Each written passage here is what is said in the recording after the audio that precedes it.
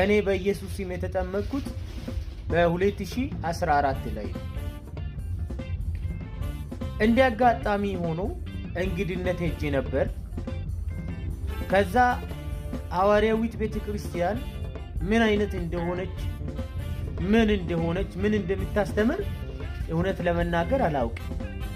ሐዋርያዊት ቤተክርስቲያን የሚባለው እንዳለም አላውቅም፣ ሰምቼም አላውቅም። ከዛ እንግድነት ከሄድኩበት ደግሞ ቃለ ሕይወት ቤተክርስቲያን ለመግባት እያለው ኮንፈረንስ ተደርጓል፣ በአቅራባ ማለት ነው። ከዛ እኔ ወደ ቃለ ሕይወት ቤተክርስቲያን ገባው። ከገባው በኋላ መቀመጥ አቃተኝ። ምን እንደሆነ አደከመኝ። ውጣ አለኝ።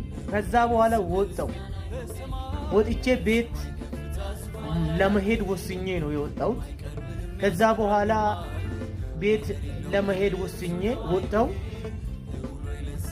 እንዲያጋጣሚ ታላቅ ወንድሜ ደግሞ በኢየሱስ ስም ቅርብ ጊዜ ተጠምቆ ነበር፣ ከ1 ዓመት በፊት ማለት ነው።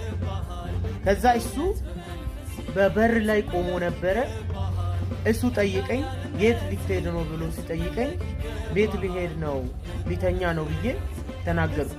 እሱ ደግሞ አብረን እንሄዳለን፣ አሁን ብቻዬን ከሄድክ ይደብራል፣ ከአጥር ውጭ ሆነ ወንጌሉን መዝሙሮቹን ስማ ብሎ መከረኝ። ከመከረኝ በኋላ እኔም እሺ ብዬ ተቀመጥ።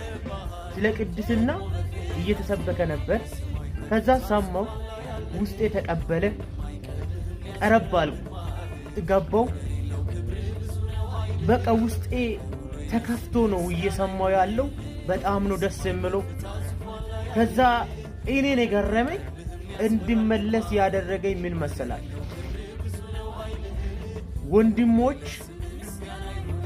ጸጉራቸውን እንዴት እንዳስተካከሉ፣ ለእግዚአብሔር ቃል ቦታን እንዴት እንደሚሰጡ፣ እንዴት እንደሚሰሙ፣ እንዴት እንደሚንቀጠቀጡ አየሁ።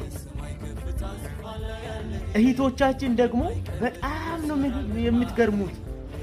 እግዚአብሔር ባርካችሁ።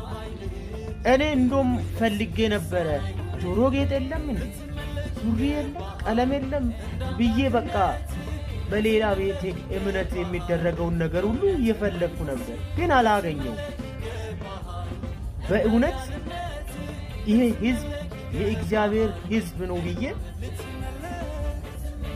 እኔም ለመጠመቅ ወሰንኩ። ማንም ና ሳይለኝ፣ ማንም በኢየሱስም ተጠመቅ ሳይለኝ እኔ